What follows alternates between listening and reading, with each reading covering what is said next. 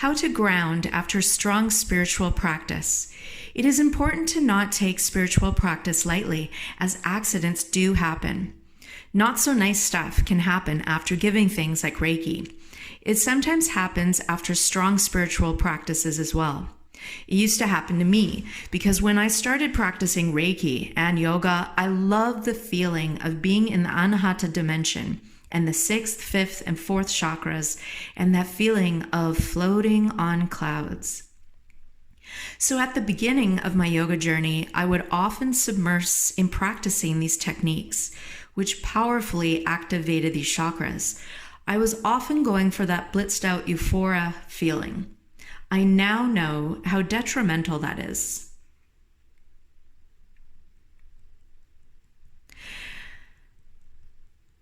So I learned from this accident while during my very first YTTC 200 hour in Kaohsiung, Taiwan in 2011. I was cutting French bread at the lunch buffet with a very sharp knife, and it deeply cut my ring finger. It was quite traumatic, actually. It was then where I quickly learned to not do spiritual practices for the sake of entertainment or wanting to float on clouds. Pranayama is not for entertainment. BNS Iyengar, my teacher, used to say to us often in Mysore, India. So accidents do happen, and it is super important to give the time out for grounding afterwards while returning back into the room. The purpose of yoga is to harmonize the mind, body, and soul. These practices are to cleanse the body from tensions, mental, physical, and sometimes karmic tensions in the body, to connect into our true nature, which is divine light and gentle, loving consciousness. It is unsafe and not grounding to just practice with the intention to feel blitzed out and be in euphoria. Now I know that all of the chakras are equally important to work with, to activate, to purify, and to harmonize. I no longer only focus on just the heart, throat, or third eye chakra to connect to higher dimensional planes. Reiki healing is powerful, and the effect can be felt several days afterwards. Therefore, as Reiki practitioners, it is super important to teach our students how to ground. You can practice the ground, shield, and protect meditation. I made a YouTube video. It's a meditation called How to Release Emotions, and this ground, shield, protect meditation is about 4 minutes and 22 seconds into the video. You can check that out on my El Farah Furtado YouTube channel. So working with this ground, shield, protect meditation helps you to visualize, feel, and anchor your roots into the Earth's crust core. Then visualize the white light divine connection to the cosmos, to heaven, and then finally cloaking yourself in compassion and in the friendly baby blue auric shield. Also, inviting in the help of your angelic guardian realms here to assist you for the day in wisdom, guidance, and in grace. It is highly recommended to start doing this ground, shield, protect meditation every day, even in bed in the non-sleep state before you fully wake up. You can do this one before you walk out the door to shield yourself from any unwanted toxic environments or energy.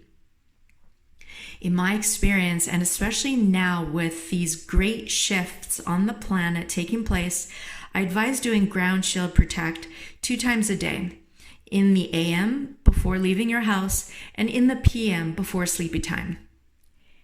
After you slowly open up your eyes after Reiki or finish your spiritual practices, you should start to massage and start tapping your head, shoulders, the arms and legs, while saying to yourself, I am in my body, I am in my body, I am grounded and rooted and connected to the earth. Or you can say something like that to yourselves and your students who you share Reiki with, for example. My Reiki teacher, Qigong teacher, and the monks after meditation at Foguan-san Buddhist Monastery in Taiwan would all teach us to do very similar things like this, to get back rooted into our body and connect back into the earth after strong spiritual practices. Also, it is recommended to do things a lot slower and to keep a dream and intuition diary for the next few days for the integration phase. It is also helpful to eat more and drink tons more spring water, up to 3 liters per day, to flush out the karmic and physical toxins coming out through the Reiki healing. Eat grounding foods such as sweet potato, pumpkin, beets, carrots, any warm color foods coming from the ground.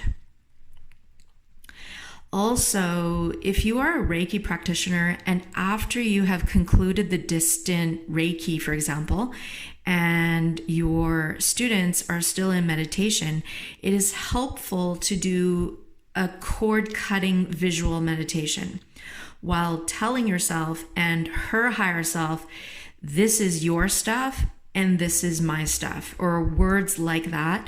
So the psychic cords between both of you are completely cut and do not continue to intermingle and connect after the Reiki session.